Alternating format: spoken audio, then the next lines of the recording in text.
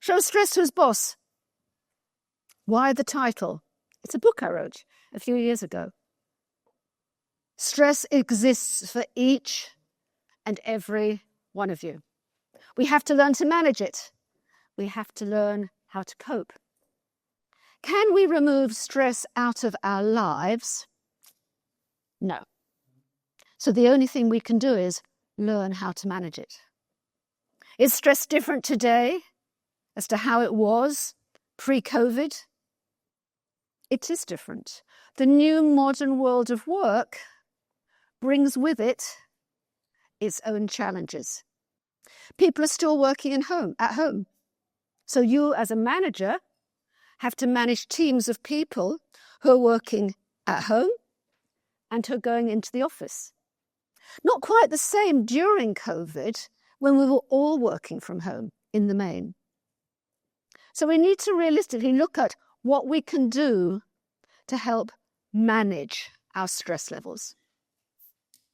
Any miracle answers? No. Are there tools and techniques? Yes, there are. So let's pick up where Andrew was. You go into somebody's office and somebody says to you, "And how are you?" And what do you tend to say? Well, you could go, as Andrew says, sort of middle of the road. Fine, which means not a lot. And how to get beyond fine is by saying, when you say fine, exactly what do you mean? Well, actually, I feel pretty rubbish. Then you get to the nuts and bolts as to where that person is. Or you can say, how are you? I'm busy. Oh, that's great. Is it? We all seem to wear busy as if it's a badge of honor. I'm busy. Oh, that's amazing. I'm busy. You're having a great life. Actually, I'm not. But it's what you expect to hear from me. You expect me to say, I'm busy. And so we end up with what we call is this busy executive syndrome. What does it mean? It means that you stop taking time out for yourselves. You're caught up on this roller coaster going round and round and round. You don't know how to stop it. You don't know how to say no to people. And you're in a situation where you have no life. But, hello guys, I am busy. Great. You know what you've just become? You have become an adrenaline junkie. Is that possible? Yeah. It is totally, well and truly possible. You get addicted to your adrenaline. I just have to keep busy. Why? Well, it stops me from thinking.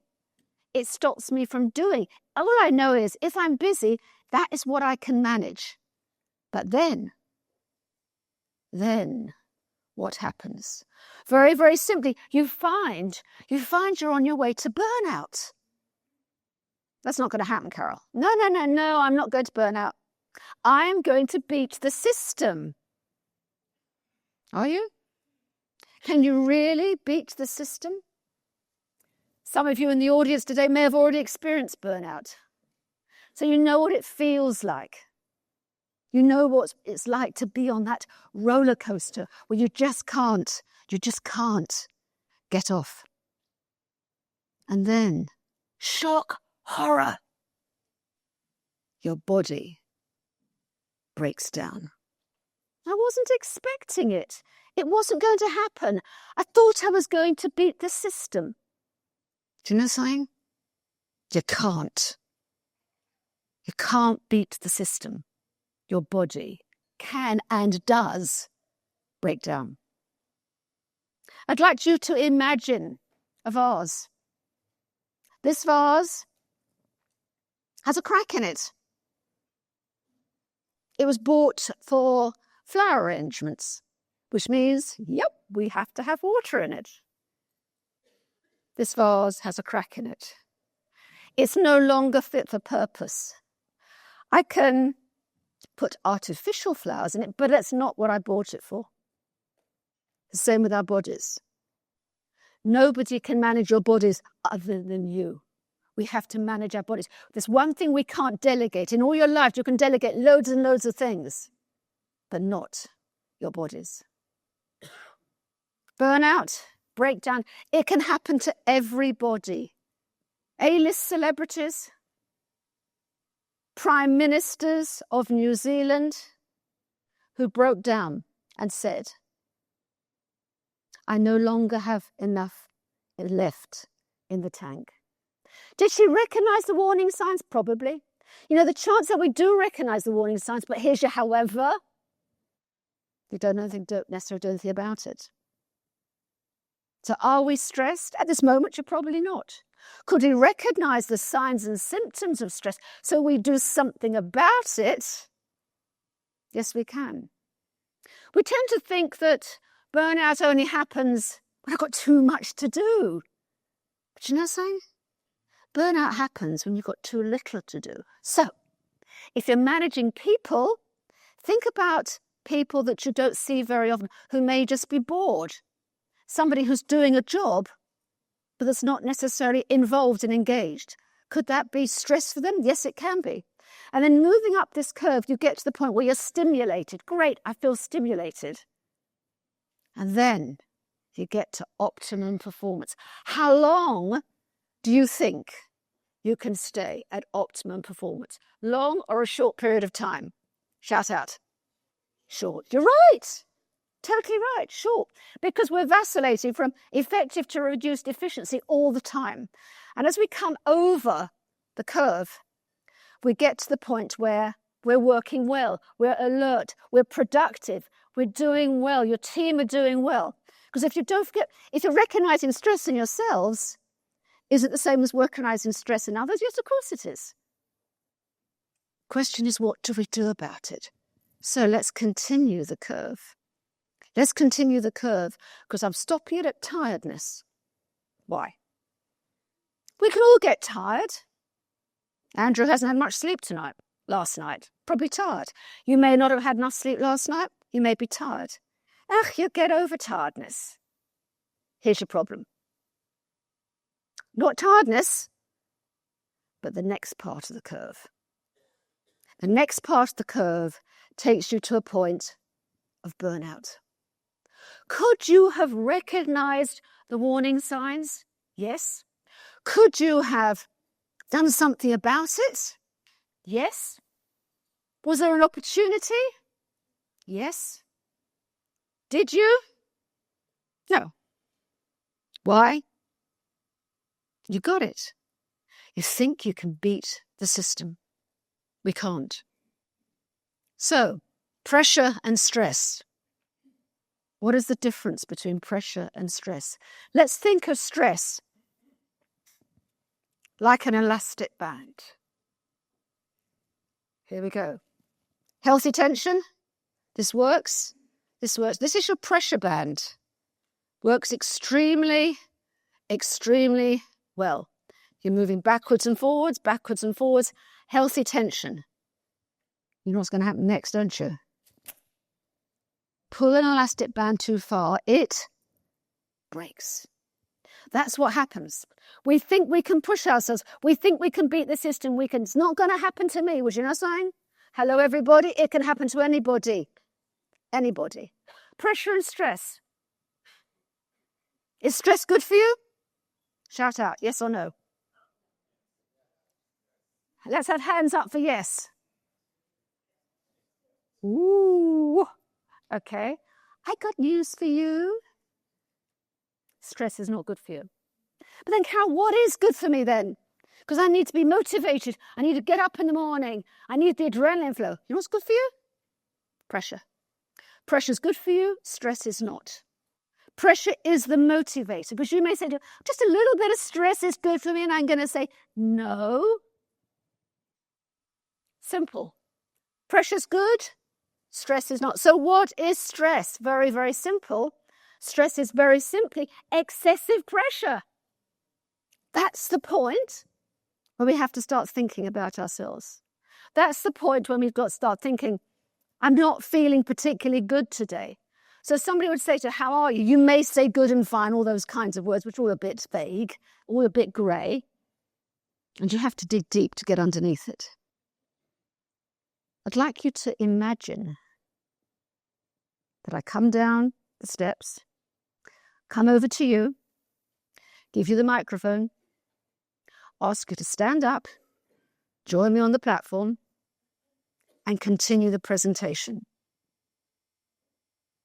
I'm not asking you to do that. However, how do you think you may feel? Because this is your short-term stress response. This is good for you. This is healthy. This is what we do. It's a bit like you get up on platform, your chosen subject, you're asked to speak about something. I lose my words. I don't know quite what to say. I have moist hands. I need to go to the loo, but when I get there, I don't really need to go.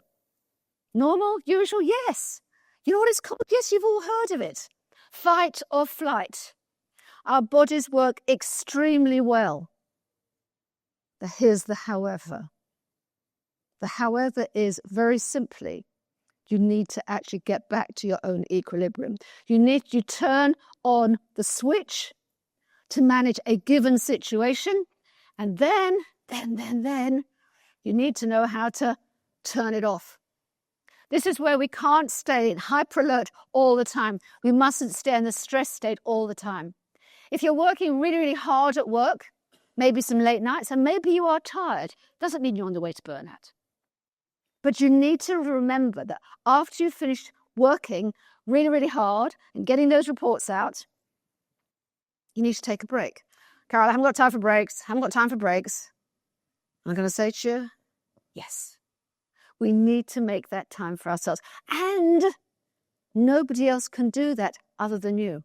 So you need to consciously turn off the stress switch. It comes on, you turn it on.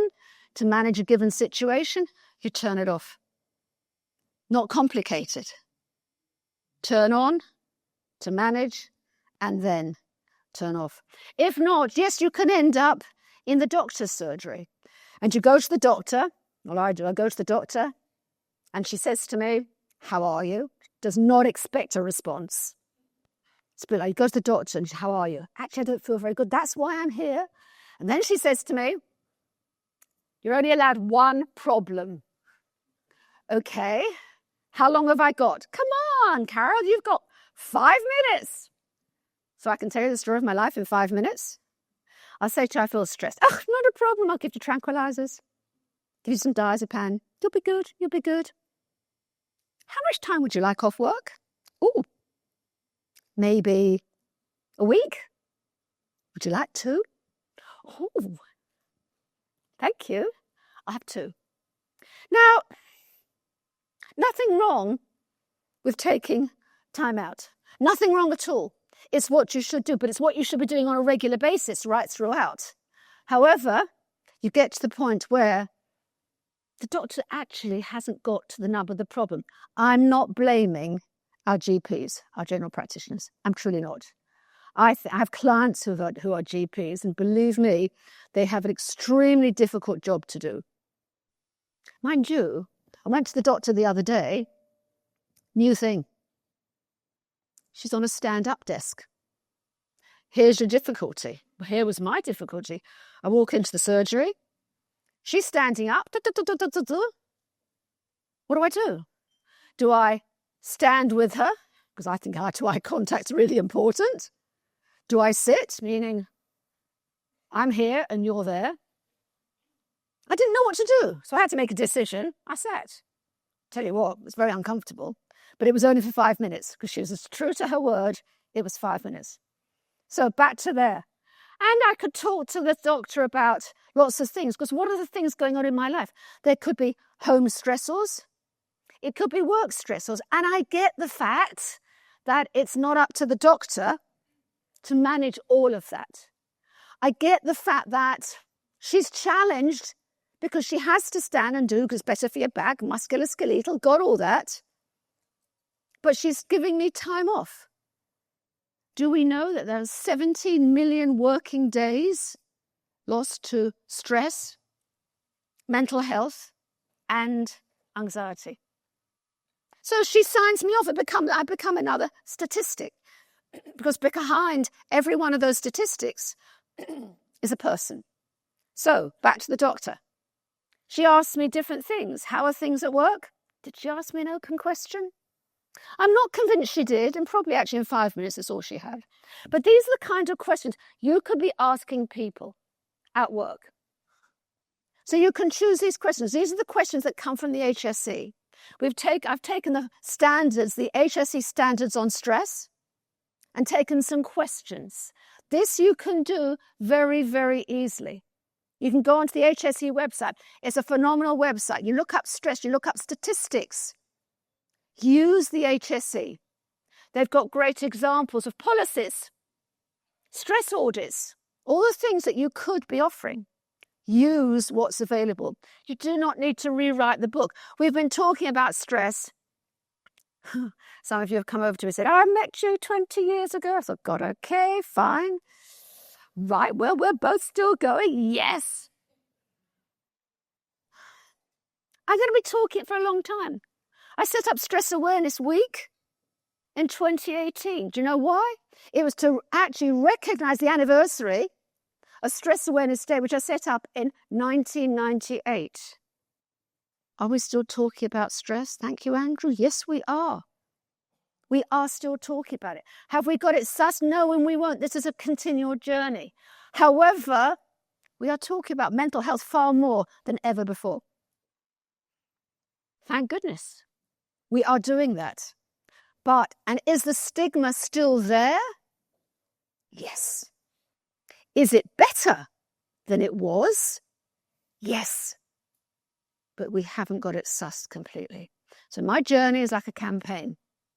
And I need people like such as yourselves to be doing your part in your organization. If you need help, you ask for help. It is there. 20 years ago wasn't there quite so much, but it is today. So use that. The kind of stress at work, low performance, low productivity, people not feeling good in themselves. I get it.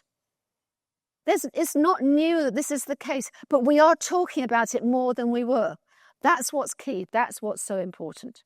Talk about it. Keep mental health and stress high on the national agenda, on your agenda.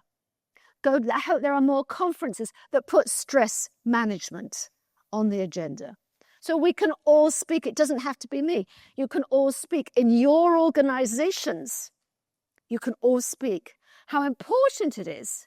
Health and safety is really important. We know that. Managing mental health is important. Physical mental health is very easy to recognize when somebody's got a physical problem. You've broken a leg, you go into the office, everybody says, how are you? Mental health? Not so easy. Particularly if someone's been off work with stress. Do I say something to them or do I not? Not so easy. So you want some solutions? Of course you want solutions. The solutions are not complicated. There's so much content out there. There are many consultants who are working in the field. So the solutions are there. You've got your risk assessment. You've got your stress management training. The key to stress management training is this. It starts at the top.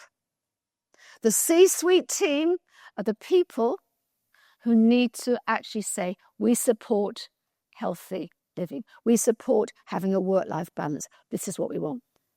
You don't necessarily want people to talk about, oh, I'm struggling, I can't manage, but to say there are challenges. You know, how can we change the words of I'm struggling? And you may have a CEO who's struggling. So he could change she could change the words.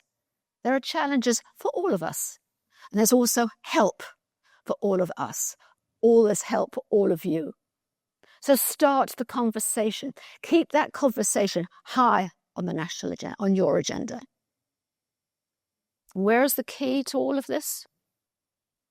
Leaders and managers, team leaders, anybody who is managing people. Anybody's managing people. Here's your challenge. A lot of managers are promoted into their jobs because of their technical expertise, not necessarily because of their people management expertise. So, you're told, good morning, John, nice to see you, welcome, welcome. Got a promotion for you. Oh, great. That's good news. Yep, got a promotion and extra money. Yes. And what goes with that is you're going to be managing 50 people. People? I don't do people. I'm a techie. Actually, now you do people, but I haven't been trained. Don't worry about that. You'll learn on the job. At whose expense? I'll try it out on which employee. I'm not quite sure on what to do when I say, how are you? And they say, I'm fine. I don't know how to get beyond that. It's not complicated. It's not difficult, but there is a technique. So, often promoted into positions because of their technical expertise. Technical and people management skills need to have a parity between both. And if you've been promoted and you don't have those people management skills, just get trained. Get trained for a couple of days. I train enough managers to learn how to listen attentively. How long? 2 years? No, 2 days. 2 days can change anybody's perspective about the value and the importance of active listening. You are key to your organization. Are people your most valuable asset? Yes. So what can I do about it? Make time. But I don't have any time. Sound familiar? Meant to make time. But where myself, I'm just doing so much the whole time. I don't have time. And I'm going to say to you, you need to make it. Be trained to know how to make that time. Make the start of your conversation valuable. Know how to manage that conversation so it's meaningful. And know how to bring a conversation to an end. But Carole, you know something? When I talk to Bill, he goes on and on and on. So actually, you know something? I avoid him. I see him coming down the corridor. You know what I do? I walk the other way. Doesn't it sound familiar? It's what we do. So therefore, you need to be taught how to do that. Because Bill might need your help. Bill might need your support. And then should you follow up afterwards? You could do, but check it with Bill beforehand. So how do we feel when we're listened to? There are very few people who say, horrible. I was a Samaritan for over 20 years. They're in the listening business. Established in 1953 by Chad Farah. The listening business. Is it a listening business? Yeah, it is. So therefore, the importance of active listening, there can be nothing more important. And each and every one of you can increase their listening skills, me included. It's a learning curve, and we can do that. How do we feel? Valued. You listen to me, I feel valued. You listen to me, I feel worthwhile. You listen to me and I feel, important. That's by just listening. Let's scrub out the just. That's by listening. Active listening. Knowing how to manage a conversation. Look, quick. Making time. You're going to hate me for this one. Turning off your phone, closing your laptop lid when you're actively listening. So the person knows you're actively listening because by very virtue of the fact that you've closed your laptop lid or you've turned off your monitor or you've closed the door means I'm important. Just by saying, how are you? And waiting for a response. You say, well, she's gone silent. Don't fill the silence. But silence means I have to fill the silence. I have to fill it. No. We don't have to fill it. Silence for you will feel like an eternity. But for the other person, It feels like nothing at all. Why? Because they're getting their thoughts together. They're thinking to themselves, shall I talk to you? Is it confidential? Are you the right person? Where do I start? If I say I've been bullied, what's going to happen? Will there be repercussions? All those things are going through the person. Silence. Just sometimes listen to the silence. Sometimes listen to the silence. Because our soft skills really, really, really do matter. And they are trainable. And they can help you. It puts you more in the driving seat as regard to managing stress. But what happens, Carole, if I have problems and I'm not quite sure who to speak to? Well, in your organisations, you may have people you can speak to. Employee assistance programme, counsellors, peer group. There's always people around for you. Here's your however. You need to know to ask for it. And if you've been speaking to an employee when it's been tricky, because we humans are a bit tricky, you may actually need to speak to somebody afterwards.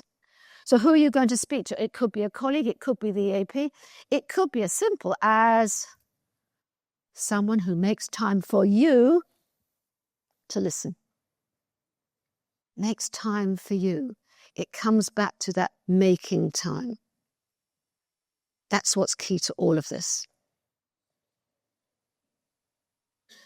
So where do we go from here? For ourselves, we need to actually do our best to improve our own health and well-being. As I said before, it's one thing we can't delegate. Our own health and well-being is who we are, how we manage. And if you need help, there's help, everybody. There is help. There's huge amounts of help. There never used to be the same kind of help, but there is now. That's for you. Keep health and well-being so important for you. So you build your resilience, because I'm not saying you have easy jobs. And there are times when it is really jolly well tough. And yes, it is. So how can you build your resilience? Either get trained, do lots of reading, find out. We can all do that. But first and foremost, we have to say, I take responsibility for myself. It's no one's fault. This is me. What help do I need? Ask the question. Get an answer. And for the organisation, is there a stigma about experiencing stress? There is. Is there a stigma about not able to cope? Yes. Is there still a stigma about mental health? Yes. But it's better. It's better. We're at a health and safety conference. We're talking about stress, mental health, anxiety. We need to bring those words to life, because there is the help. You need as many platforms as you can get to carry the baton. I'll do my bit, but you have to do yours. Talk about it. Raise the rooftops. Make sure that your organisation puts stress and mental health top of the agenda on an ongoing business.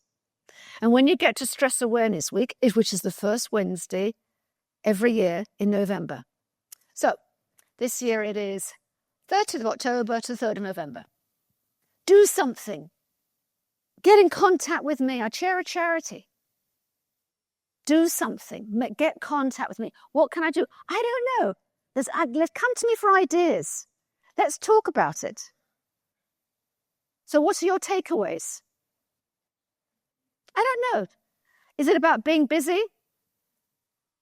Burning out? Trying to have a work-life balance? Recognizing signs and symptoms of stress?